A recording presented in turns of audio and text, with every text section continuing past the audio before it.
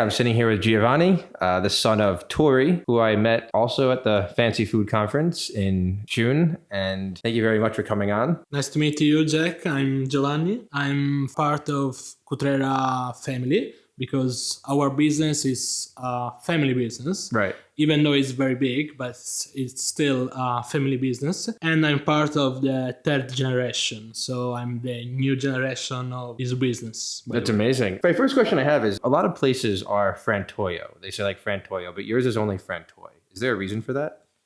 No, there is no reason. Frantoio is basically the translation of olive oil mill. Right. Okay, so basically we don't have only a Frantoio. Basically, we have two Frantoio. So that's the main reason. Second reason is because we do all the steps in this building.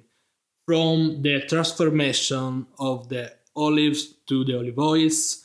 And we do the bottling and we do preserves. So every step is included in this building.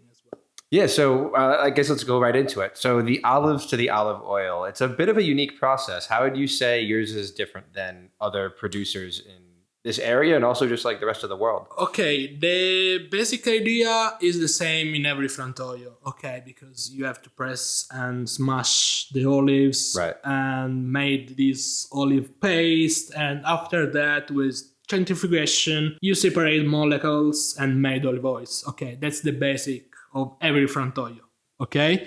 But our Frantoio is different because we have a Frantoio that has a technology 4.0, so every machine is truly connected to another one, and that's fantastic. But even though we have this high technology machine inside our company, we need always the hand of a human, like my dad, my cousin, and all of our family, because we need the expertise, the know-how, because it's fantastic to have this technology, but without the hand of a human being, it's useless. Right. I totally agree with that. I actually just listened to... do you listen to Joe Rogan at all? Do you know who that is? I know him, but I'm not used to... Yeah, there was an episode that I just listened to with a farmer who was basically saying that a lot of new farms are using technology, but they don't know how to use the technology correctly. So the misuse of technology is a huge problem in the industry. And I've seen this before where you have like these nice Pirellassi like centrifuges, but then they have some element of the process that is like super oxidizing the oil and it doesn't taste good, or they're not cleaning as well. Like there are so many things that could go wrong. The fact that having the technology plus the attention to detail, you need the expertise as well, I feel like, in order to... But you have to be courageous. That's the main step, because that's the main issue in this work is the people, the other company, they don't have the courage to this kind of innovation. Right. Because our main goal, of course, is quality. But at the same time, if you want to reach the quality, you have to lose some quantity. Always. Mm-hmm. We anticipated the harvest. We use cold extraction. We have the optical sensor in order to take just the green olive oil. I've never seen that before. That was crazy, that machine, the lasers. Yes, there are many factors, but every factor takes some olive oils, okay? So basically, at the end, we have less olive oils than other mills. Right. During the production. Right. But it's the only way to have the quality and to take this seriously. Absolutely. And then your olives, they, I guess from like an environmental standpoint, you mentioned before, like I guess, what is it? Zero waste? Zero impact. Yeah. Yes. Could you just go a little bit into that? The environmental initiative you have? Basically, we have the fruit that is olives. Mm-hmm. And when we smash the olives, there are a lot of factors inside of that. We have the olive oils, of course, and we use to commercialize. Right. But then we have the seeds and the skin and the pulp.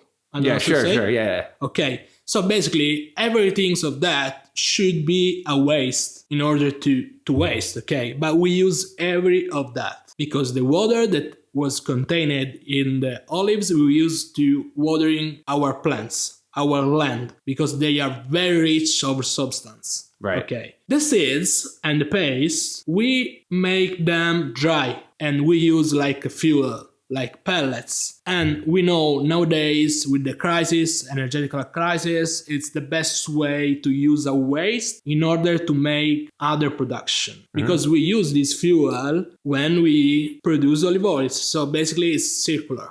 Right. And then you do the same thing with, you have solar panels as well to provide you energy. Yes, we have solar panel, and also every machine inside our company can be recharged by electrical energy. That's amazing. So we don't have fuel, so gasoline, nothing. And what about the use of chemicals in your property? Is that something that you, like fertilizer and with pesticides, is that something that you do? Or when we have different kind of land, and we have the organic lands, we can say 90% of our land are organic. Right. In order to commercialize, we divided the products in different ones. Exactly. Yes, and basically we use natural fertilizer for our land always. Cow poop, basically. Cow poop, yes. Yeah, that's a good thing. That's like natural. That's what you want to use. And that's another way to reduce the impact of our production, because we take this poop, if we can say that, from another mill that maybe should be a waste. And then we use this poop in order to reduce our impact during the production, the harvesting, and everything.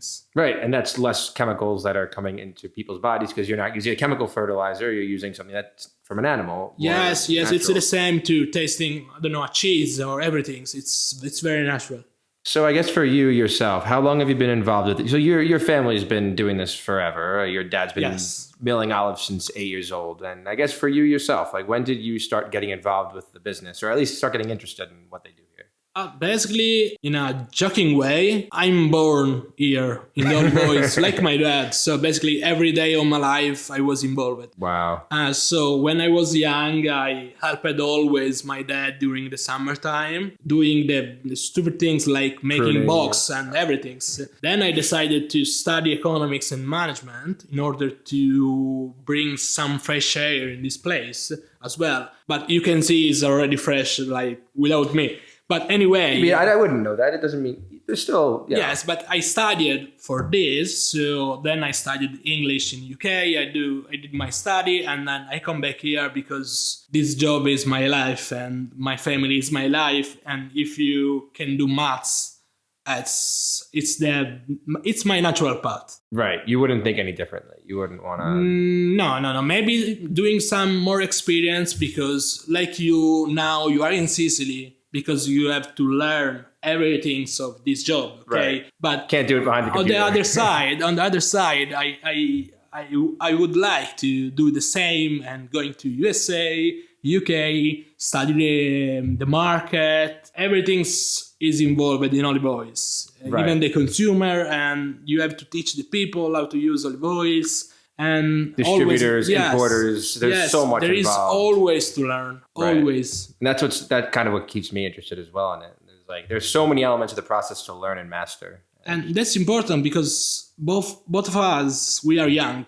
Yeah. And that's the period of time that we have to learn things, and especially we have to teach things to other people, because not every consumer, every people know the importance of a good olive oils in diet, okay? Because it's very important. Yeah, people sometimes they hear, oh, consume olive oil and you'll get this benefit, but olive oil is more than just oil. It's more than just olive oil. There are so many different levels to what, again, you could say extra virgin versus a light olive oil, but extra virgin, there's a huge variety that you could get. And too many people will just think extra virgin in the supermarket, boom, I'll buy it. And no. It's too wider. It's too wider. And as I said always, because it's my job, I'm part of sales management. Right. Okay, quindi basically my job is selling bottles of olive oils. But as I say, like an Italian people, okay, we are Italian, and 90% of meal that we eat contain olive oils. That's so important. So if you put a good olive oils, every of your meals is better, tastes better, and it's better for your health. Basically, if you buy a bad olive oils, all your day you're gonna eat bad nutrients. Right. For all your meal. So this market also, like, despite all the really cool elements, there are a lot of difficult parts about it. Like, is there anything that you think is like a really big challenge that you consistently face every year? Maybe for you yourself as a salesperson in Europe? Okay. I'm sure there are plenty. Okay. No, there are a lot of issues in this job. And the first things is the fraud. This business is full of fraud. And that's why you can find in your supermarket a bottle of $2 olive oil and a bottle of $18 olive oil. Why there is all this huge difference? Because it's full of fraud. So you have to keep your goal in mind always. Don't be distracted of all of this chatting, because it's very easy to point to another company and say, okay, you buy olive oils from other company, from other region, so this is fraud, okay? And this is the worst things can happen in olive oil market, because you have always to prove yourself and prove to other people that you are original olive oils. You are attention to every details, but like as I said before, not everyone is born land. I don't know, say in English it's the same, but it's what I say, okay? I understand. Despite all the fraud, when you taste the two different oils, usually you'd be able to use if you're inexperienced, it might be a little difficult, but I get with a little bit of experience, you could tell right away, like which is the higher quality oil. Yes.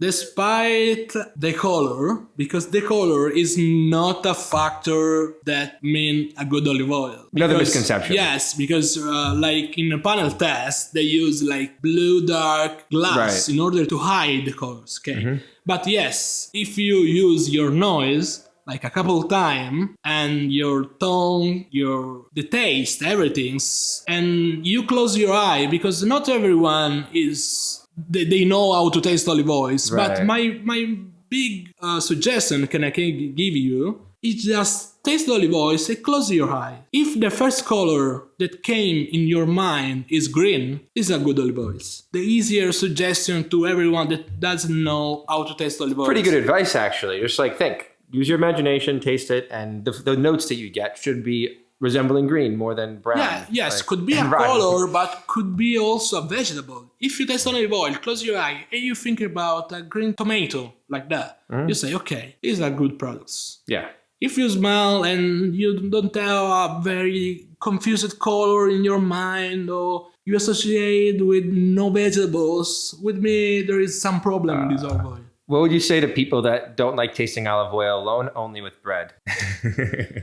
It's difficult. It's very difficult. It's hard to tell the flavor as much. Because it's the way that we taste olive oils is a particular way. But you have to understand that there are people that tasting wine, and it's the same for olive oils. So basically, you try to smell the olive oils a couple times, not too much, and then you have to taste. You have to do that. Because the bitterness and the spicy, they are good factor that show you there is a good olive oil. More misconceptions, of course. So basically, you taste it, and the color in your mind is green. You feel the bitterness. You feel the spice in your mouth. Mm-hmm. Everything is related to the color green, and you say, okay, that's okay. Maybe I'm coughing to that. I know, but that's the way how to understand the difference between a good olive oil and a bad olive oil. Absolutely. All right. I guess one last question, because I don't want to keep you too long. We've had a pretty long day already. Pretend you were in a world, I don't know, you went to a random country in the Southern Hemisphere and you moved there with your family and you didn't have an olive oil mill. You lived there, but you needed to create some sort of work. Given everything that you have here and all the time and effort that you've put in and what you know about this industry,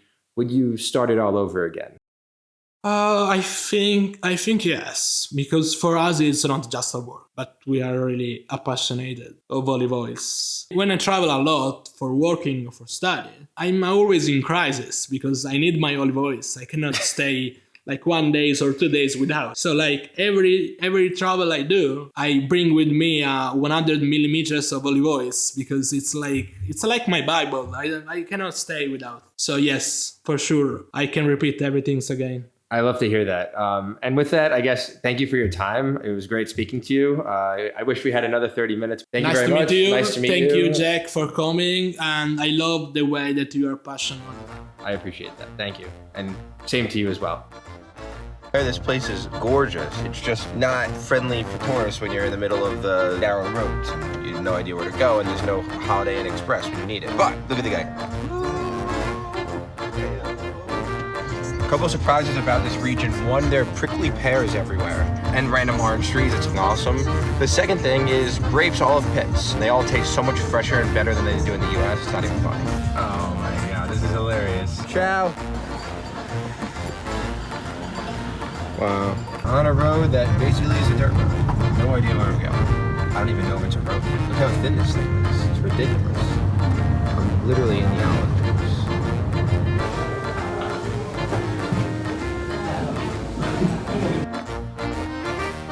Afternoon walk in the village, fresh haircut, good day at Frantoi Cutrera.